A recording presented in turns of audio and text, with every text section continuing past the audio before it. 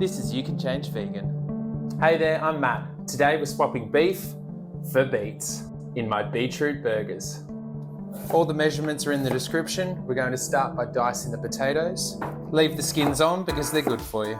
Then add to a medium pot of water along with the quinoa and cook on high heat for around 20 minutes until everything is cooked. Remove the lid once the water begins to boil. Meanwhile, we dice our onion and grate the beetroot. So we don't have soggy burgers, use your hands to squeeze out some of the liquid from the beetroot. Now you've made some beetroot juice. Cheers. Once cooked, drain the potatoes and quinoa. Next, in a fry pan over medium heat, add the oil, and once warm, add in the diced onion. Cook for a couple of minutes while stirring. Next, add in the minced garlic, followed by the grated beetroot. Cook this mixture down for 5 minutes while stirring until it looks like this, and then turn the heat off. Add the cooked quinoa and potatoes to a large bowl, along with the cooked beetroot mix.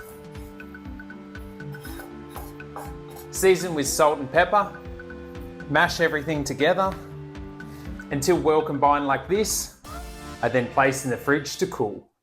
Now take a scoop of the mixture and shape it into a burger patty with your hands, then place on a plate. This recipe makes around 10 burger patties.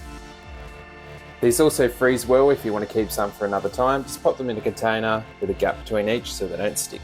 To cook, oven bake or air fry at 200 degrees Celsius for 30 minutes, flipping halfway. Or you could just pan fry or barbecue them until browned on both sides. Add to a burger bun with your favourite fillings and then enjoy.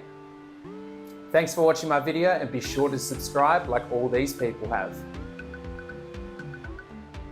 I've got more vegan recipe videos linked here for you.